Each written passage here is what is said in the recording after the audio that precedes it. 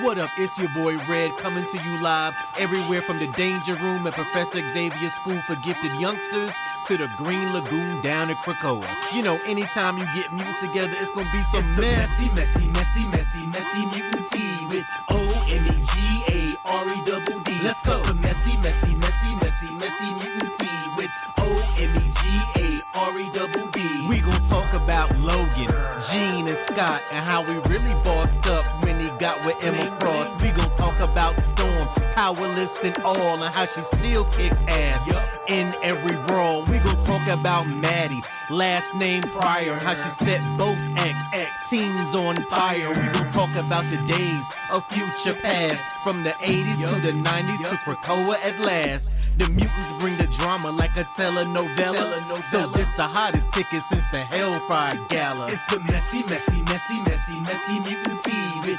O-M-E-G-A-R-E-double-D. Let's go. It's the messy mutant tea with O-M-E-G-A-R-E-double-D. Let's go. So now we're back with Uncanny X-Men 171. And I just want to look at the cover for a minute because Rogue was one of my favorite mutants, growing up. But I was only collecting current issues of the X-Men where she was a hero by this time. So I remember this being one of the first back issues that I ever collected when I started going to the comic book store. And I'm just like, why are the X-Men chasing Rogue? I had no idea, just like you, that she was a villain. And so just it's something about this cover with the white space, the green. And I just realized just now that this is the gates to Professor Xavier's school. And they're chasing her out. Storm is shooting lightning bolts. Colossus is like ready to pound her head in. Even Kitty is in the act.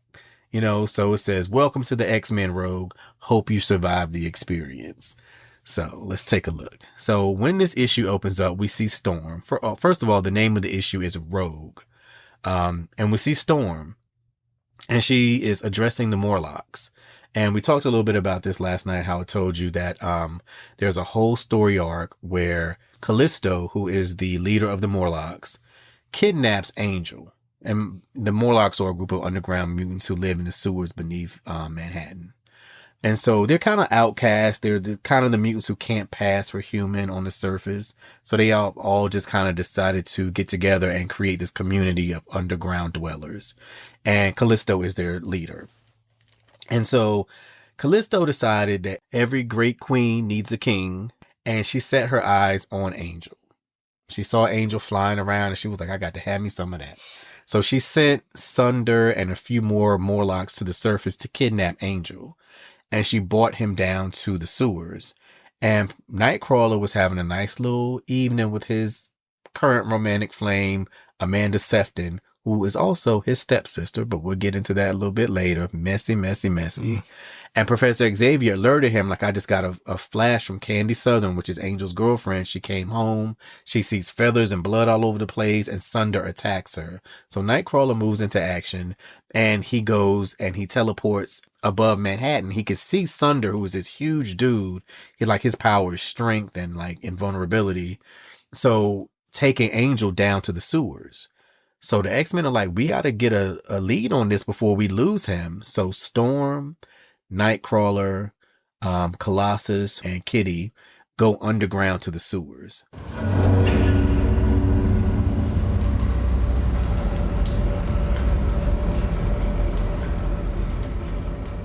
And this is a lot for Storm because, as you probably know, Storm is claustrophobic. Mm-hmm. She does not like to be closed in. And so they keep going, deeper and deeper underground.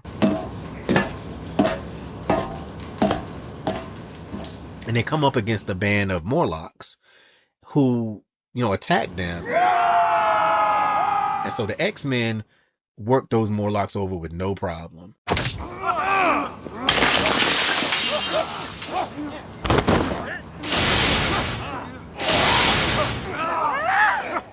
And Storm is like, I think that was just a test to see what we're made of. I think there's a second wave coming. And so, to make a long story short, the X-Men get taken down by the Morlocks. There's a Morlock called Pestilence. Well, no, her name was Plague back then, and she eventually became the Horseman of Apocalypse Pestilence. Mm-hmm. She touches you and you just get sick as a dog. So they sent Kitty on a reconnaissance mission just to kind of check out the tunnels, and Plague ends up touching Kitty, She phases through her, so she really doesn't touch her. But Callisto said, don't worry, if any molecule of you is still left on her when she turns solid, she'll be sick as a dog. And that's what happened. Like Kitty she's on her own in these tunnels because they sent her off, and she ends up sick, and she gets rescued by Caliban, who was a Morlock. And Caliban is a tracker, and he's not ruthless like the other Morlocks. He's very gentle. He's very, peaceful, and he loves Kitty. Like they had met before. And so he's like, oh no, he calls her Kitty Pryde altogether. Kitty Pryde. So he takes her and kind of puts her in bed and is trying to help nurse her back to health. But meanwhile, the X-Men have their own problems.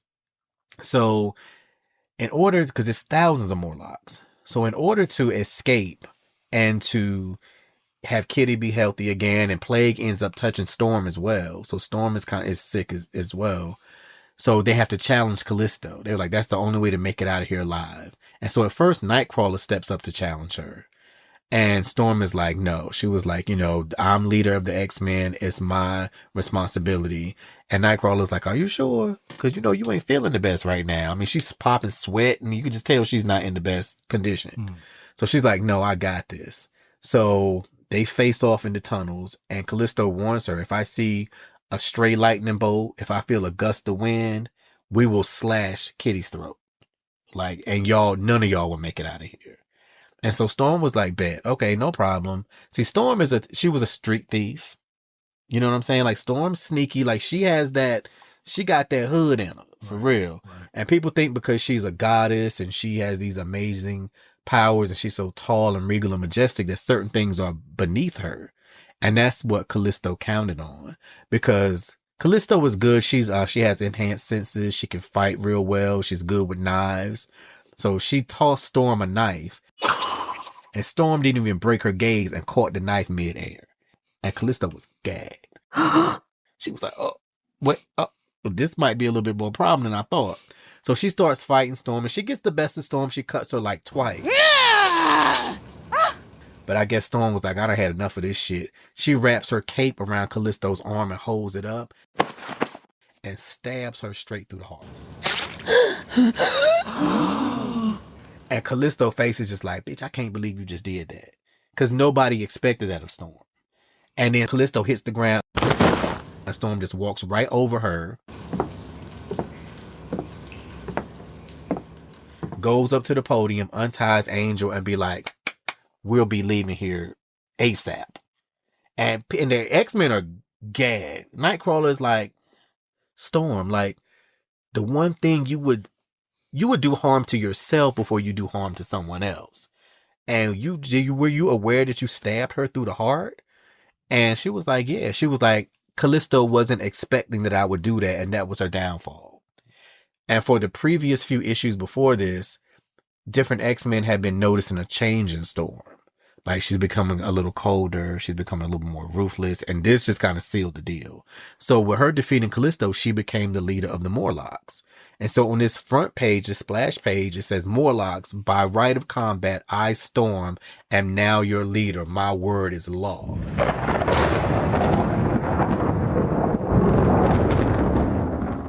If you wish to live apart from humanity in these tunnels 1,000 feet below the streets of New York, then so be it. But no more will you treat this inhabitants as prey. Because they were going up hunting people and bringing them down and just running amok. And she offered them a chance to come to the Xavier school, like if any of them wanted to come from underground and live above surface. And then she said, you will not attack anyone for money or for sport. You will not steal people's children and swell them into your ranks. You will not kill them. And then one of the Morlocks says, they hunt us. We're mutants like you, Storm, outcasts. Hate us simply because we exist. Why shouldn't we give as good as we get? Now, that's kind of my philosophy. I'm just saying, like, we ain't got to be friends with y'all. I can fly, bitch. Like, I don't have to be mingling with you. And then she says, because I forbid it. Are any here willing to challenge me? And she hops off the platform and says, I thought not. Like, Storm is talking shit. Like, she's on her shit. And so Callisto is like half dead, pissed. And then making it out of bed, and Storm grabs her by the throat and said, we have crossed knives once, little mutant. Do not push your luck. So that's how Storm became leader of the Morlocks. And so Nightcrawler is like, my Nightcrawler, he's one of my favorite characters, just like yours. And because he is so spiritual and looks at things on a different level, and he just is noticing these things about Storm. He's like, you seem to be going out of your way to make an enemy of Callisto. And she said, we were enemies the moment we met, Nightcrawler. We shall remain so until the day we die. Nothing I do will ever change that. And he's like, perhaps, but the Aurora I remember would have at least tried. So sometimes you just get tired of trying. Mm-hmm. And you got to meet people where they are. Mm-hmm. And if you nuck, then I'm a buck. That's all it is. So she said Nightcrawler's thinking this, she would have rather died than kill another person. Yet in the duel, Aurora stabbed Callisto through the heart. Only the fact that one of Callisto's fellow Morlocks was a healer enabled her to survive. Aurora is changing before my eyes, but what truly terrifies me is that she doesn't seem to mind. She sure don't, because in a few issues from now, we're going to get a whole other Storm, which is my favorite version of Storm. So now we have a side story in Anchorage, and this is Madeline. And so Madeline has met Scott. At this point, she doesn't know he's a mutant. Mr. Sinister, and we've talked about Madeline and Sinister before. Madeline was placed as a pilot on Scott's grandparents' airline, like private airline. And so that way he knew Scott and Madeline would meet. And so, of course, Scott, being the simp that he is, because he is that, when he met her, fell head over heels. Because of her resemblance to Jean, I'm sure that's what attracted him at first. But Madeline is her own character. For me, she's always been her own character. She's spunky. She's, funny. So I really liked her. And so she keeps having this recurring nightmare. She's a pilot. And she said, before coming north, I was a commercial pilot, 747s.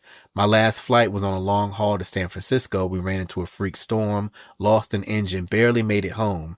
As we touched down, the wing collapsed. We crashed. There was an explosion, fire all around me, screams, so many screams. I don't want to remember the details. Everybody died but me. I wasn't even scratched. I still have nightmares about it. September 1st, 1980, my own personal day of infamy. And Cyclops is shook because he's like, September 1st, 1980, that's the day Jean Grey died. So I'm like, the clues were there, buddy, but when you in love, you ignore all the red flags, even the ones that are flaming. So it's like, all right. So we get back to Carol, and Carol is going to see her parents. And, her mom can sense something is wrong. And, Carol has her memories, but like we were talking about last night, she doesn't have any emotion attached to those memories. And so she says, in regards to her mom, I could never fool her. When I was Miss Marvel, she recognized me right off the bat. And now she knows I've changed. If only she knew how much, for good and ill. Charles Xavier did his best to restore my memories after Rogue had stripped them and my powers from me. Thanks to him, I remember pretty much all of who I am and what I was, but there are no emotions to go along with them, which is crazy. And she's still thinking about her parents. She said, where once I loved them with all my heart, now I feel a vague affection. That's what my mom noticed, and what disturbed my mom and outrages me, a loss that can never be replaced. So now she's coming to terms with everything that she's lost. And by this time, now she's binary. And the way, because, Rogue took her powers, but Carol is half alien, half Kree. And so she was on a mission, how we talked about in X-Men 158, where she was assisting the X-Men on different missions, even though she was human. She assisted them in fighting the Brood. And so they were in space. And so the Brood took her and did some experiments on her, which really unlocked her Kree potential. So she had that line dormant in her all along. When the Brood went tinkering around with her, they unlocked all she can be, which is binary, which she has now the power of a living star. So she's super powerful. So she says, my life as Carol Danvers may be over, but binaries has just begun. So she's like, all right, I mean, going back to, cause she's living now with Xavier Mansion. And so she goes back. And so now we see a shot of the mansion, and we see Professor X and Lalandra. That's his boo. He's working out. Colossus is struggling with a cookbook, trying to find some sort of recipe to cook. It's just a regular day at the mansion, and there's a knock on the door, and lo and behold, it's Rogue. And Colossus he said that Professor X, when he warned him there was a knock at the door, and see, Professor can't read Rogue's thoughts. Because when Rogue absorbed Carol, she absorbed the Kree part of her as well. And so there's that alien interface in Rogue where the professor can't read her thoughts. So he didn't really know who was at the door. And so he addressed Peter as Colossus, and he caught it. He was like, the professor addressed me as Colossus. I better shift to my armored form because that indicates danger. And when they opened that door and seen her standing there, he almost knocked her lights out. She was like, please don't hit me. I don't need a fight. I just need the X-Men's help. Like, I gotta have it or I'm as good as dead. And she's shaking and she's trembling because now what's going on is Rogue is realizing you have to live your life with this other person's memories in your head and pretty much remnants of them. So she's at a point now she don't know where Rogue ends and Carol begins. And it's crazy. And so, mind you, this last time they saw her, they were fighting at the Pentagon. And so Storm goes, her name is Rogue, a member of the Brotherhood of Evil Mutants. Through direct physical contact, she absorbs the abilities and memories of others. And they're like, this could be a prelude or a diversion to an attack. And so Professor Xavier says he scanned the estate because he can't read her. And there's nobody else there. And so she's holding a teacup, probably filled with Messy Mutant Tea, because all of this is messy. And it's shaking, like she's trembling, like she really is going through it. And he's like, why are you here, child? What do you want? And she said, well, you're the telepath, Xavier. You tell me. Still having that, even though you need his help, you still got that bold exterior, And he said, Professor Xavier, if you please. He's like, no, you got to roll up in my crib and call me Xavier. You ain't earned that right. And he said, I cannot effectively read your mind, Rogue. You possess two diametrically opposed thought patterns. One of them alien. It sets up an interface pattern I am thus far unable to penetrate. So he never could read Rogue. And then she's like, that's the persona I absorbed from Carol Danvers when I absorbed her power last year. So at this point, it's been a year. And I didn't intend for the transfer to become permanent. It was an accident. It's driving me crazy, Professor. You've got to help me. And Kitty swoops in like, you got some nerve, Rogue, asking after all that you've done. And hush, Kitty, go on, Rogue. Kitty was not she was not taking her foot off Rogue's neck. And she's like, my powers are out of control. The slightest touch triggers the transfer. It's getting so I don't know which thoughts or memories or feelings are mine. And I look into the mirror and I see a stranger's face. And none of the X-Men are going easy on her. And Nightcrawler said, if you ask me, that's a most apt punishment for your crimes. And so Rogue just breaks down. She's like, I tried to make Mystique understand and she wouldn't listen. She was certain we could work things out on our own. And see how we saw like back when she was about to absorb Angel and didn't want to because she thought she would grow physical like his wings. Mm-hmm. Mystique was still pushing her to do it. Mm-hmm. So Mystique loves her, but Mystique does have her best intentions in mind. But with Mystique's intentions are always first. What she wants to get done is always first. And Rogue is now seeing that. And she said, I love her, Professor. She's been like a mom to me, but I knew she was wrong. I turned to the X-Men even though we're enemies because you're my only hope. And Kitty's like, give me a break. Sheesh. He's like, Kitty, I didn't say anything. Your thoughts were plain enough. That's not fair. Are you being fair to Rogue? So the professor really, really stood up for her. And I thought this panel was so funny because he's like, are you being fair to Rogue? And collectively, everybody turns to him like, what? Are you serious? Like, look at everybody's face. Look, Storm is like, excuse me. Like, we just fought her at the Pentagon. Kurt's eyes are like big. Kitty's pissed. Colossus is confused. They're like, why are you standing up for her like this? And he says, is there any reason we should trust her? And then the professor goes, I accept your dislike and distrust of her, X-Men, but I would rather not conduct an examination with such concentrated negative emotions so close at hand. I'll summon you when I finish. So not only did he stand up for Rogue, he kicked them out while he could examine her, which is crazy. And then Storm is just like, are you sure? She's dangerous. And he's like, Landra will be here with me. We can handle ourselves. And Rogue is just pretty much curled up in the fetal position at this point. And so he's like, I believe we have nothing to fear from her. And so the X-Men go out and they're, pissed about it. And so the only thing they can do at this point, because they all want to hit something, is just go to the danger room and come up with a danger room session. And they have a whole little dramatic moment about that. So Storm is up in her attic. Here we start to see the beginning of Storm questioning who she is and wanting to be true to herself and a little bit more than what people perceive her, you know? And it's like she says, I feel as though I stand at a crossroad. To remain an X-Man, especially the leader, I must sacrifice the beliefs that gives my life meaning. Yet the alternative means leaving those I love forever. This is my home. They are my family. How can I desert them? And Xavier told me the day we met that my powers should be used for the benefit of all humanity. Was I wrong to listen? Can I deny that responsibility? So she knows that as leader, she's going to have to step up and do some things that may contradict some of her beliefs, but she has to do it to keep the people she loves safe, which are her teammates. So she's starting to go through like a personal crisis here, which will culminate in a few issues with, you know, a dramatic change for Storm. So the professor's done examining Rogue, and he's like, I sense no ill will there. I've questioned Rogue at length, and I'm convinced of both her need and her sincerity. Therefore, I have decided to admit her not only to the school, but to the X-Men as a probationary member. What? Have you failed and bumped your bald head? Like, are you serious? And then Storm is like, no. And he's like, I beg your pardon, Storm. I lead the X-Men, Professor. I think that entitles me to some say in the matter. You know Rogue's history. Are we expected to fight beside someone we dare not trust, who might betray us at any time? I mean, that's fair. Because all they know of Rogue is chaos, confusion, villainy, if that's even a word, and just being literally a rogue. And so they're having this big debate, and then guess who decides to come home?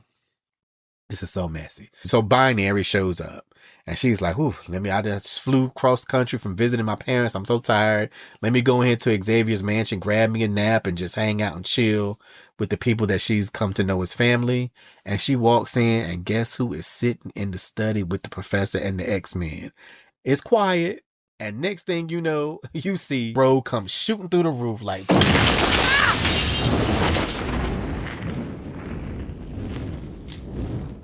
Boom! Like, Carol punches her straight through the roof, because back when they met at the Pentagon, Carol didn't have the raw power to do what she wanted to do to her. But now she does. So, baby, it's payback time. And this is Rogue's most vulnerable moment. The moment she decided to humble herself and come to them for some help. She gets punched through a roof. And she says, my goodness, I've been hit before, but never like this. I don't know who that hussy is or why she slugged me, but I aim to make her regret it, because she don't recognize Carol. And she said, I don't think this was Xavier's doing. He looked as surprised as the X-Men. So now the mansion is destroyed again. They all standing there like, oh my God, like, Binary, where is she? And she's outside waiting for Rogue. So Rogue comes at her from round 2.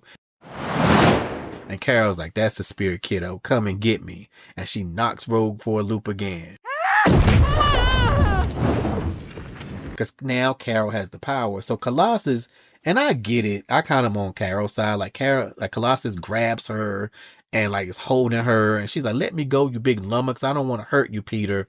And you will have to if you wish to continue this fight. Is that what you want? Now, is it me, or 2 or 3 panels ago, all the X-Men were against Rogue being on the team? And so now they're like standing up for her against Carol. So I just was like, that's a little weird, you know, for them to have like a sudden change of heart like that. And then Carol goes, is I want vengeance, Peter. Is that so wrong? And then here goes the professor. So long as Rogue remains under my roof, Binary, she has my protection. Weren't you just the one helping me piece my memories back together? Like, you know what this woman has done to me.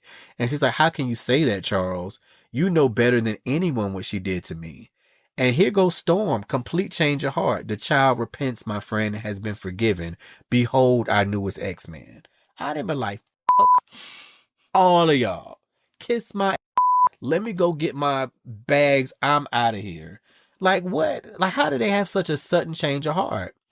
And Carol's like, is this true? I wouldn't thought you have the capability of such cruelty. And then Rogue still has no idea who she is. And so Rogue is like, what are you talking about? What's my life have to do with you, hon? We never even met before today. And then Carol powers down. She's like, perhaps this will help. And she goes, Carol Danvers. And then Carol goes, the woman whose life you destroyed, Rogue, except that now I'll possess the power to do the same to you. And so now the X-Men are flip-flopping because here goes Storm. Professor, if Rogue stays, I go. My apologies, Professor. This is Nightcrawler, but we all go. Y'all can pick a side. Pick a side and stay there because y'all were just defending her 2 seconds ago. So that part just really confused me.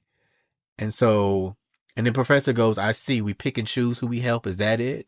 Some are worthy and others are not. Who was it, Aurora, that told me Wolverine was an X-Man, not because of his sterling character, but his potential for good? And so they didn't deny Wolverine. They took, everyone in, and it's just like, he's just so gung-ho to help her. But Carol makes a good point. Like, you were in my head. You see what she did to me and what she took from me. But that's just Xavier. I mean, I guess he just wanted to extend a helping hand. And then Colossus goes, I trust you as I would my own father, Professor, so I'll put aside my fears and give Rogue a chance. I ask my friends to do the same. And Kitty goes, I will if I have to, but I won't like her, ever. And then Nightcrawler goes, all right, you win. So they just accept Rogue onto the team. And Professor goes, Carol. And then Carol's like, what do you want from me, Charles? Understanding, approval? I'll concede one, but not the other. Rogue tore my life, my very soul to shreds. And those scales can never be balanced. I'm sorry, I'm just not that forgiving. I know that's right, Carol. I have nothing here to lose, Charles, no real ties to break. That makes my decision easy. I'm not an X-Man, and all of a sudden I'm glad. So she takes off, which I can't blame her. Mm-hmm. Like, going back and, doing a deep dive on all these issues, it's kind of made me a Miss Marvel fan. Like, a fan of Carol Danvers, because I just never really paid that much attention to her. Of course, I know what part, Rogue played in her life. But I knew she was an Avenger, and I read Avenger stories with Carol Danvers, but this makes me want to go read more because, baby, you strong. You've been through a lot, And so Rogue's like, will she be back? And then Nightcrawler goes, in her own time, perhaps, when the hurt is less. And then Storm goes, Carol is right. And you are right, Professor. So which is the better road to follow? Like all of you, that is the decision I must make for myself. And then Storm goes off on her own, and we can just see Storm going more and more into herself. And she's having to kind of battle with the person she thought she was, the person she is, and the person she needs to become. And Storm, over these next few, I'll say 5 to 6 issues, takes a personal journey on her own, which again, completely transforms her. And if anybody's an X-Men fan, you know what I mean. So yeah, so that was X-Men 171, where Rogue joins the team. What were your thoughts on that? Like you said, I see Danvers in a whole different light. Mm-hmm. I never saw her as a victim until now. You know, as the movie doesn't depict her as a kid, I guess. Mm-hmm. But just her going through all of that got to be taxing on one person. Yeah. Have your powers tampered with, and that person keeps haunting you. Yeah. Coming up from behind you and keep popping up. Just popping up. It's just crazy. Okay, you already took my life. Now you want to take my family now that I have, built with the X-Men. You want to take my place in the mansion. Like, you just, she's sick of that hoe. Mm-hmm. It's kind of like she got to question everybody. I'm like, okay, pick a side. Yeah. Also, Rogue, pick a side. Which one? Yeah.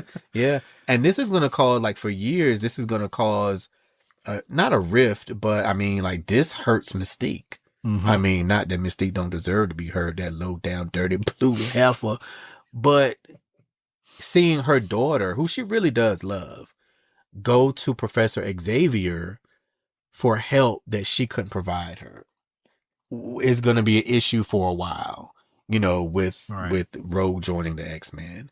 So yeah, so that's 171, Uncanny X-Men 171, where Rogue joins the team, and it's a whole arc. Because, mind you, all the team isn't present, so all the team doesn't know about this lovely surprise.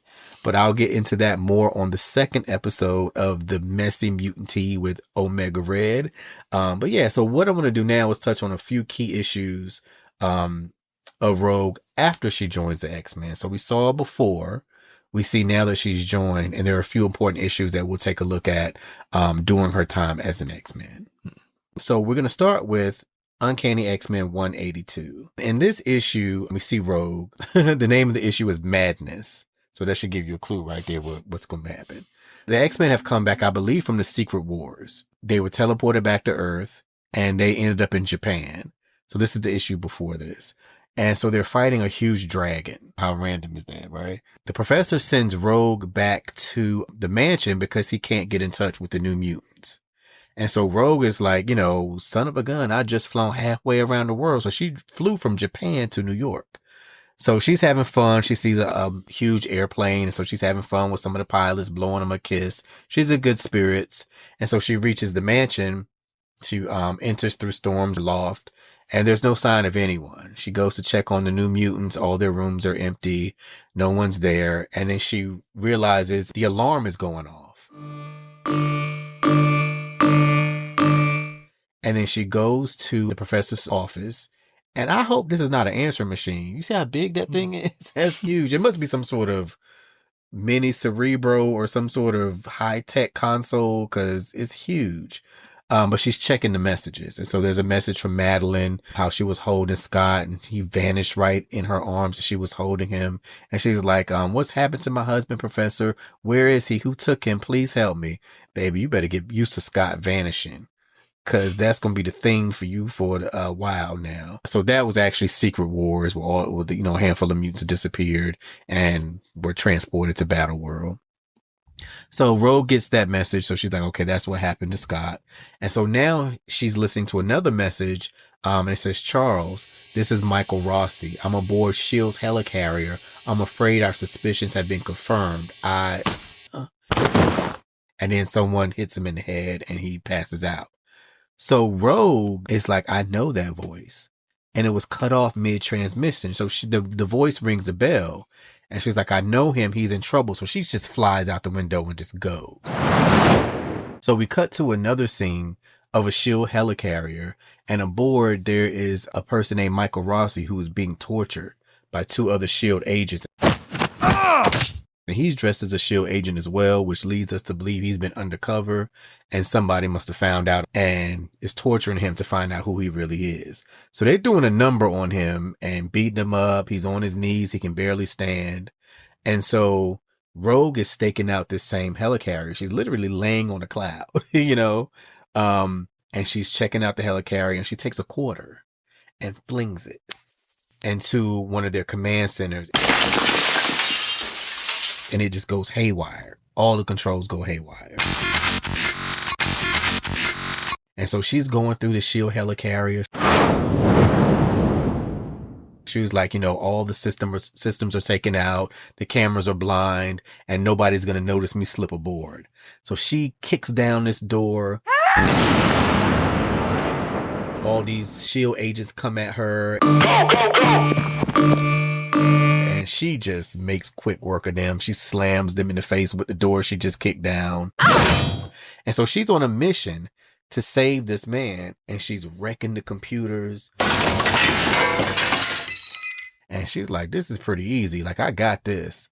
And so one of the S.H.I.E.L.D. agents actually turns on the person that's helping torture Michael Rossi because this particular S.H.I.E.L.D. agent is working for Sebastian Shaw. So he's like a triple agent. So that's a whole other storyline. But Rogue catches him about to assassinate Michael Rossi for Shaw. And she goes, oh, golly gee, am I interrupting? Sorry about that. And so the door slams down behind her. Of course, the guy tries to shoot her. Bullets don't work on her. She's Rogue. So he's like, well, if I can't shoot her, I can still shoot him. And so she grabs the gun and crunches it up into a ball, knocks the guy out. And Michael Rossi, the guy that she's there to rescue, he is in bad shape. I mean, they have beat him to a pulp. And so she's like, don't worry, I'll take care of you. So he's like, that voice is familiar, but it can't be. I thought I'd never see you again. So Rogue leaves with him and she goes to Cape Cod, Massachusetts. Now, mind you, Rogue is from Caldecott County, Mississippi. So what is she doing in Cape Cod, Massachusetts? And so she takes him to a home, lays him down on the bed, and she has a flash of like, this house, like I don't belong in this house. But it was just a flash. And so she kind of just goes back, and if mom was her usual dependable self, the pantry should be fully stocked. All I have to do is turn on the gas for the stove and I'm in business. So she's going to make him some soup and try to, nurse him back to health. And so in the meantime, he wakes up and he's like, I'm not aboard the shield helicarrier. I'm in a bed. Like, where am I? And so Rogue returns back with the soup. And he's like, oh, that's Rogue. Xavier mentioned her because Michael is working undercover for Xavier in S.H.I.E.L.D. And he said, but I thought she was from the South. Where'd she pick up this heavy Boston accent and why does her voice sound so familiar? So do you know what's going on? She picked up somebody else's memory. Very close. So she goes and, is nursing him back to health. And she's talking to this man like they grew up together, like they're old friends, like they have this connection. And he's eating the soup and she's like, does it hit the spot? He's like, very much so. Like, where'd you get the recipe? She said, it's my own special concoction, Michael. Surely you haven't forgotten. And he's like, what? Is my hearing going? Am I hallucinating? My apologies. I thought this soup was unique. It is. It's mine. No, you don't understand. A friend of mine came up with his exact dish. And she's like, Rossi, that friend was me. And so she's like, why are you playing games with me? And he's like, why are you playing games with me? So this is Rogue and Carol's consciousness combined. Mm-hmm. This is Carol's friend. Mm-hmm. This is someone Carol used to be involved with. Mm-hmm. That's why he's like, the voice is familiar, but it shouldn't be coming out of her. Right. So this shows you like how deep the psychosis goes, where she really don't know where Rogue ends and Carol begins, because she really believes this is her life. Mm-hmm. And so he's arguing with her, and she calls him by a nickname, and he's like, where'd you learn that nickname? She's like, I gave it to you. He's like, no way. And then she's just so deep in this. She's like, I've seen stubborn men in my day, beginning with my father, but if you want details, I'll be glad to give them. We were in Berlin on our first mission. He's like, how could you know all of this? And so he's getting pissed because he's like, are you playing games with me? So she really is living as Carol right now. And she goes like, why are you looking at me so strangely? What's wrong? And he goes, you are. Because he's like, what the hell is going on here? And so he's like, how do you know all of this stuff? And she's like talking about back when they were younger. And she's like, I enlisted when I was 18. And then she snaps too. And she's like, but I'm 18 now. Like, how can that be? And so now she goes into like, whose life am I living? And she starts to realize that this house, this man, none of this is her life. And she looks in the mirror like, why is my hair so short? Shouldn't it be blonde? What happened to my face? Because what happens is certain points in the X-Men going forward, Carol's consciousness will take over Rogue's body. So like, say for instance, they're in a battle and Rogue gets hit really hard and she's KO'd, Carol will take over, quote unquote, the driver's seat. Mm. And so this is a huge thing with Rogue. So even though she went to Professor Xavier, he still has not been able to separate the two, but she's still hanging in there hoping for some sort of, breakthrough. And she's like, what's happening to me? So she runs out the house and she sees like these phantom images of kids playing.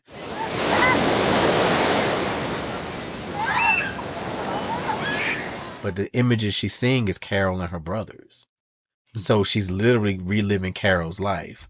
And so Michael Rossi comes out. He's like, what did you do with Carol? Why do you have her memories? And then Rogue goes, I stole her life. When I absorbed her powers and memories, I destroyed her as surely if I'd have put a bullet through her head. And in the process may have destroyed myself as well.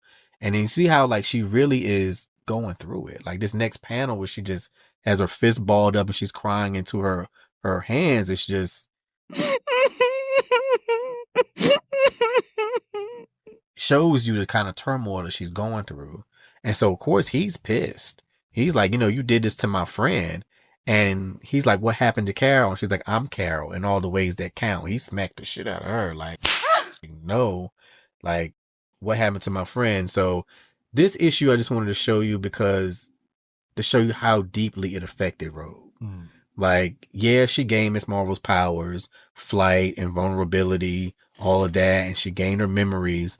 But there are times when their consciousness are battling each other, and it really affects her. And in a few issues, like going forward, Carol will take over to the point where, like you saw in this issue, Rogue's speech pattern changes from Southern to a Boston accent. The X-Men will know, like, oh, okay, it's Carol in the driver's seat. There was one issue where Carol was fighting with the team as Rogue, and she put on her old Miss Marvel costume. And so she gets hit really hard and she gets knocked out. So Rogue's personality takes back over. And the first thing she says is, what has she got me wearing? Why am I wearing this rag? So she has never been able to be her own person since she absorbed Carol. So that's kind of just, I wanted to pull this issue just to show that how deep that goes. So yeah, so the next one we'll take a look at will be issue Uncanny X-Men 236, where Wolverine and Rogue are on a mission in Genosha. So we'll touch on that and continue from there. And just a quick synopsis, the X-Men go to Genosha. And Genosha is an island that uses mutant slave labor. So they keep mutants in these collars. They keep these suits on them that take away their powers and just are using them for their own purposes to build the city up, and just they're treating them like slaves. So Wolverine and Rogue go. The rest of the X-Men team, which at this point is the famous Outback team of Storm, Colossus, Longshot, Psylocke, Dazzler, Gateway is on the team as well, Havoc, and Madeline Pryor. So Wolverine and Rogue are on Genosha first, and they get captured. And so they take away their powers. This is a really important issue for Rogue, because as a kid reading this, I didn't grasp the whole concept. But, they stripped her down. She's powerless. And so you see in this particular panel that we're looking at, she's curled up in a fetal position. And so she's in the Citadel, the magistrate headquarters. And we see the dialogue boxes. It says, all they did was touch her. Rude hands, ruder glances, taunting promises of worse to come. She couldn't stop them. For so long, she dreamed of being able to touch another person without her power absorbing his or her psyche. To hold, to caress, to kiss, just like any other normal teenage girl. And those dreams, it was the most beautiful of moments. And then the next panel says, she never imagined being handled against her will. Small wonder then her response was to draw as deeply into her mind as it's possible to go, to the lowest depth of her primal subconscious. So this is Chris Claremont's way of saying she was sexually assaulted without coming out and saying she was sexually assaulted. But as a kid, it didn't register with me. I'm reading this at as a kid, but going back as an adult, this is a huge important issue for her, because she withdraws so far into herself and she's being confronted with all the people that she absorbed. Loki, the Dire Rafts, Juggernaut, Captain America, Nightcrawler, because Rogue's head at this point is a jumble. And so she has all this going on in her head. All these people are coming after her. She's in probably the most vulnerable state she's ever been after being handled like that. And so the only personality to step up and say, hey, if you're trying to make it through this, I can help you, is the remnants of Miss Marvel that's left in her psyche. And so Carol steps up out of everybody that's trying to drag Rogue down and say, you Phantoms want her, you'll have to deal with me first. And Rogue goes, Carol Danvers, but those others, they're like Ghost. You're as solid as me. And she said, they're residual memory, psychic leftovers. I'm real. And I don't know if I can ever forgive you for what you did to me, but we're both stuck inside your head for the rest of our life. What hurts you hurts me, and I won't have that. And so she lets Rogue know, especially with Wolverine in danger as well, I can help, Rogue. This is my kind of caper if you'll let me. And then Rogue goes, you want to take over? She goes, I have to. And afterwards, what's to prevent you from staying in charge? And then Carol goes, it would be within my rights. You stole my powers, memories, personality permanently from my rightful body as much as murdered me. Why shouldn't I take control of yours? And then Rogue is just, at this point, has repented so many times. She just goes, I didn't mean to. It was an accident. I only meant it to be temporary like the others, but things got out of hand. You fought too hard. And Carol goes, I was fighting for my life. There's no other way, Rogue. You'll have to trust me. And then Rogue opens her eyes and they're blue like Carol's. And so Carol takes over for the rest of this issue. And Carol was a spy. She worked with Wolverine. She was in the military. So this is more suited to her kind of her capabilities. She gets out of the cell. She knocks out the guards. And then she goes to get Wolverine because they did a number on him too. And Wolverine doesn't have his healing factor. And so when she starts talking, Wolverine rolls over. He goes, now there's a voice I never figured I'd hear again. You're top psyche, Carol, inside the kid's skull. and then it seemed like a brilliant idea at the time, and you look awful, and then Wolverine goes, I feel worse. So these two are used to working together just as much as Rogue and Wolverine. It's just that Carol was like, hey, we need to get out of this, and I'm the one that can get us there. So during these times, they switch consciousness back and forth a lot. Mm-hmm. And so that's why I wanted to pull this issue 236 to show you, like, in the most traumatic moments for Rogue, where she retreated and was about to be taken down by everybody she absorbed, Carol is the one that stepped up, like, you got to move to the side and put me in the driver's seat. I can get us through this. So they almost became sort of a team. Yeah. So that's why I wanted to pull that one. So the next issue we're going to look at that's pretty important for Rogue is Uncanny X-Men 247. So when we pick up this issue, we see a splash page of an amazing battle where the X-Men are fighting Master Mold.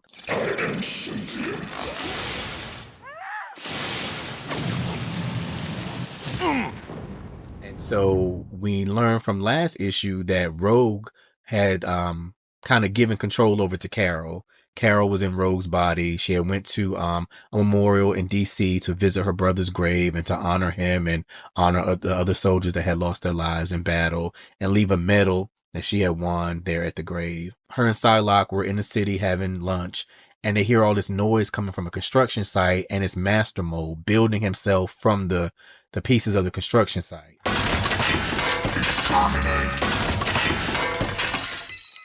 They fly into battle. Not going so well because Mastermind senses Rogue, aka Carol, now wearing the Miss Marvel uniform, and swats her out of the sky. The rest of the X-Men show up and, you know, Storm shooting lightning blasts. Havoc shooting plasma bolts. Dazzler shooting lasers.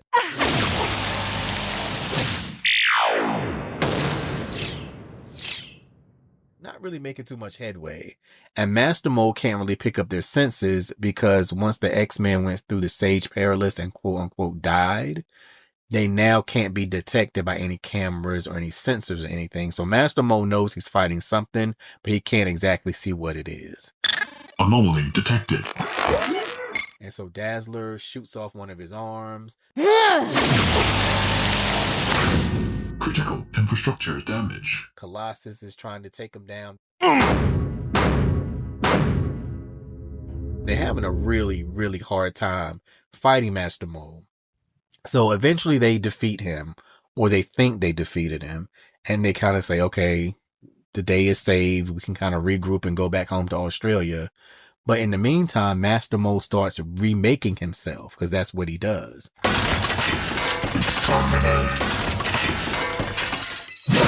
So he's remaking himself from scraps and spare parts and stuff. And previously, Dazzler had bought the Sage Perilous with her to the battle. And the Sage Perilous is a gateway you can go through. It's small, but it expands. And you can go through it and it'll judge you. And you come out on the other side, like with a different possibility for your life, or sometimes completely remade. It just gives you a fresh start.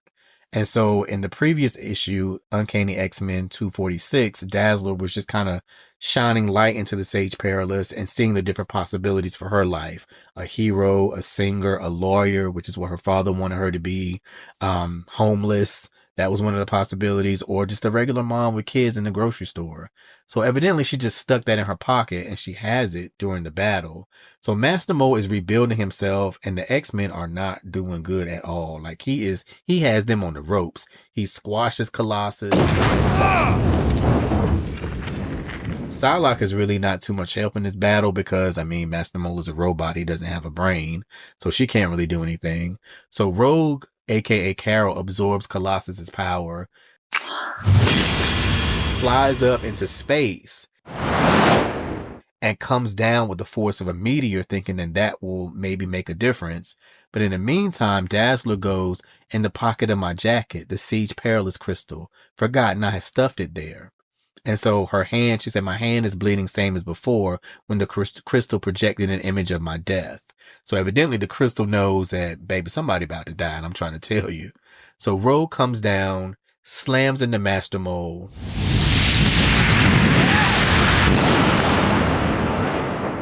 His head is all over the place. He's in pieces. And they thinking, okay, we defeated him. Only for him to start reforming again. So clearly this is a battle they're not going to win. Like they're getting exhausted. They've tried everything. It's just not going to work. And then Dazzle's like maybe the only way to beat it is by sending it somewhere it can't do any harm. And she has the Sage Perilous in her hand.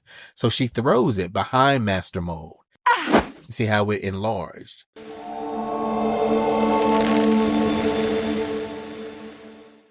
Rogue shoots into battle and she's like, gold star for that, Daz. And mind you, remember we talked about how Dazzler and Rogue used to always be at each other?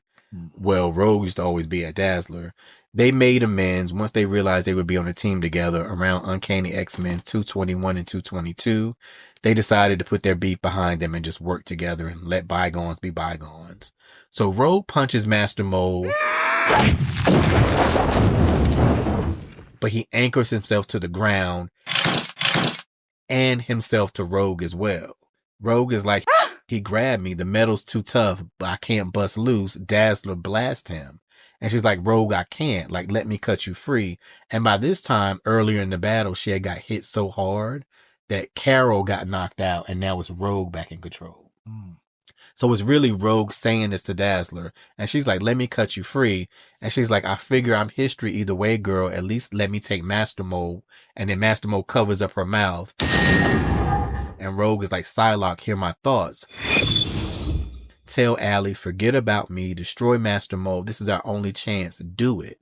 And Dazzler doesn't want to do it. You know, as much hate as she had for Rogue at one time, now they're teammates and almost friends. And she's like, Rogue, please, there's got to be another way. But that was the only way. And she's just like, forgive me, Rogue. And she blasts Master Mold through the Sage Perilous, taking Rogue with her. And so the Sage Perilous closes up immediately.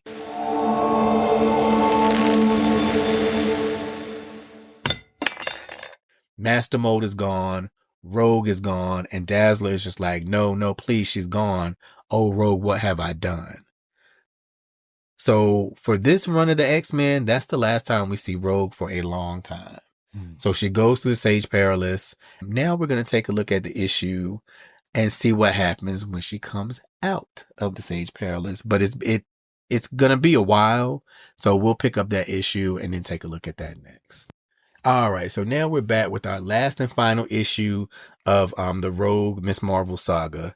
And it's Uncanny X-Men 269. And we saw way back in issue 247 how Dazzler had to blast Rogue through the Sage Perilous in order to save everyone from Master Mold. So Rogue was out of commission and out of the team for a long time. And so she pops back up in issue 269. And on the cover, we have Rogue fighting a decayed Miss Marvel. And it says she's back. Rogue versus the original Miss Marvel. Guess who wins? With a picture of Magneto down in the corner. So we're back in Australia at the X-Men's base. And by now the X-Men have gone from Australia. They're not even headquartered here anymore. A lot of things have happened in the meantime. Rogue just remembers, being intertwined with Master Mold. And then she just pops out in her old room at the Australian outback. And so she's like, she sees on TV where Mystique has seemingly died in Scotland. With Stonewall and Destiny, along with the Air Force flight crew in battle, with the Reavers. So that just sends her into a tailspin because even though she hasn't seen Mystique in a while, of course, that's her foster mother. She still loves her. And so she yells out, yo, X-Men, hit the bricks. Y'all come a-running. We got a job to do. And she bolts out of the window only to fall face first down in the dirt. So she's like, well, why can't I fly anymore? Like, what's going on with this? Because for her, the last thing she remembers is being blown through the Sage Perilous. She doesn't know what has gone on in the meantime, even with herself. So she lands on the ground, and now the Reavers have taken back over their base, and the Reavers are like cyborgs, psychotic cyborgs.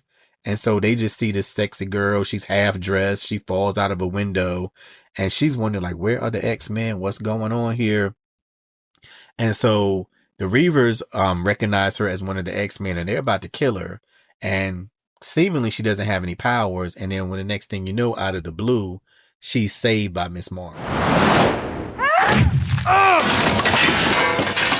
And so this issue signifies the first issue where Rogue's consciousness and Miss Marvel's consciousness are finally separated. And it's been a long journey, Right. From her coming to the X-Men in issue 171, having both people in her head, to now finally being separated. And Miss Marvel goes, surprise, Rogue, the feeling's mutual. You and I have unfinished business. And Rogue is like, no. So she just starts running from everybody. And meanwhile, Carol is tearing up the Reavers. And Rogue just takes off. And she's begging Gateway. He's still there, after the X-Men left, he's still there to serve the Reavers. And she's just begging him to send her anywhere. So Gateway is stoic. He doesn't even blink. He doesn't even look her way. So the only thing she knows to do is to absorb his power and use his bullwhip to open a portal to send her somewhere.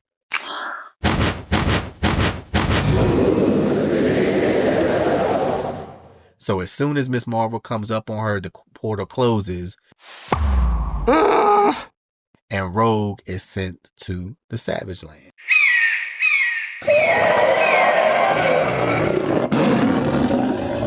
She doesn't have any powers. She's learning how to survive in the Savage Land. She's having to hunt.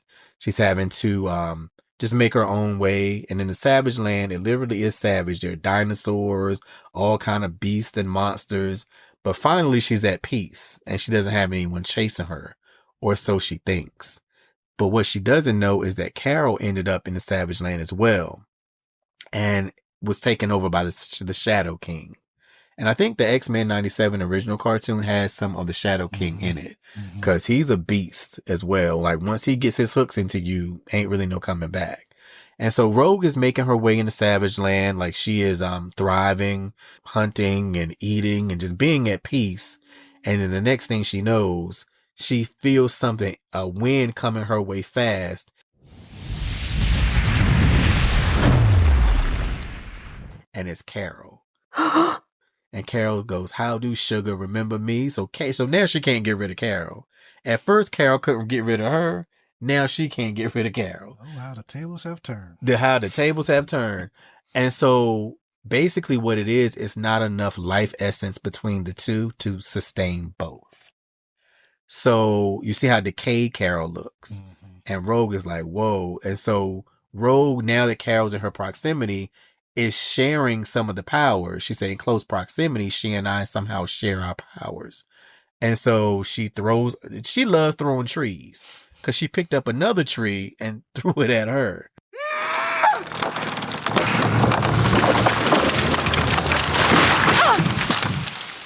As the battle goes, whoever is winning looks more human. So if Rogue's winning, she looks more human. If Carol's winning, she looks more human. And Rogue starts to deteriorate. So they really are trying to battle for this life essence. And it looks like Carol is getting the upper hand, and Rogue looks horrible. She looks like some dehydrated, decrepit, like beast, because Carol is draining all the life essence from her, when all of a sudden a blast comes from the back and just shoots through Carol. Magneto. So Magneto saved Rogue from Carol. So this was the last time that they, like, their consciousness have been separated ever since.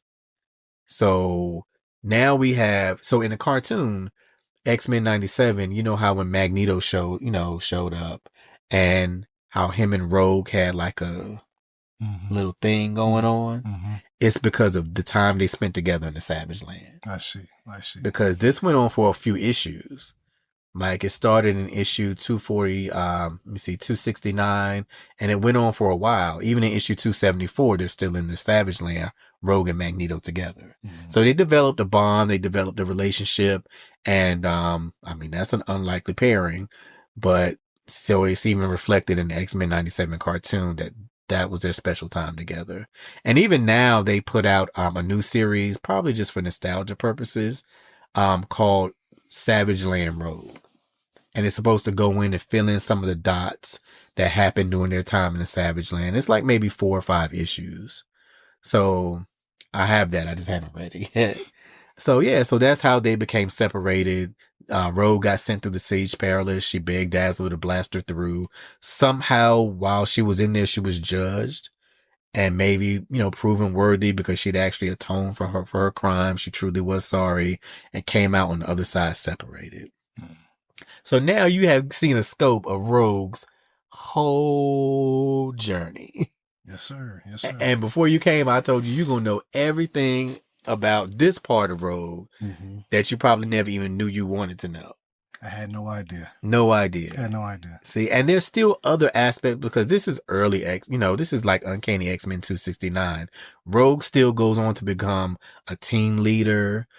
She's been on, like I said, Uncanny Avengers. I mean, she grew from this point to be the Rogue that we know now. Right. But she came a long way.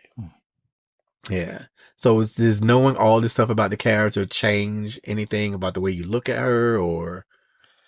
I see her in a different light, but she's still my top 5 favorite. Right. Yes. I would say probably more so even now because you see the journey. Absolutely. And you see the arc, and I feel like all of the accolades Rogue is getting now. I mean, like I never thought from reading her back in, Uncanny X-Men 200, 201, right on up and through the Mutant Massacre, or even from 171 where she joined the team, that she would be able to find a love, be married, be happy. So I'm glad. I think the character's in a great space, and I'm happy for that because, baby, she took some lumps along the way. So that's it. That's it wrapped up in a nutshell. This has been the first episode of the Messy Mutant Tea. We've looked at a whole lot of messiness along the way, a whole lot of growth, a whole lot of things that have happened. And this is just scratching the surface. But because I don't want to keep my friend in here talking for 24 hours straight about the X-Men, we're going to end this here. And I hope you guys have enjoyed the journey. It's been a very interesting one, a very fun one. And join us for the next episode because we're going to be doing more of this, breaking down some of my favorite comics. I promise you probably the next episodes won't be as long, but I had a lot to cover because, this was inspired by a certain question and I wanted to cover every aspect of. I didn't know Rogue and Miss Marvel had beef. Well, guess what? Now you know everything about that beef. Man. Man. Right. Good stuff. Yeah. So this is your boy Omega Red signing off. OMEGAREDD for the Messy Mutant Tea. And I hope that you guys will tune in next time for the next episode. Anything you want to say in your parting words? Hey, we've been friends for almost 17 years, man. Wow. And I watch you grow creatively through your music, your book, your acting, and to watch you and hear you talk about something that you love, man. I'm glad you're sharing that talent with the world. So keep grinding, man. I'm proud of you, and let's go. It. Thank you. I'm going to insert some awes here. I appreciate that. And this was your idea. Everybody, this was his idea. So I just want to let everyone know if this podcast sucks, you know who to blame. His name is Terrence and his phone number is No, I'm just Hey, shout out to supportive friends. So. Right. Exactly. But we're signing off. So until next time, stay mutant and stay messy. Peace. It's the messy mutant tea with OMEGAREDD. Let's go. It's the messy mutant tea with OMEGAREDD. Let's go.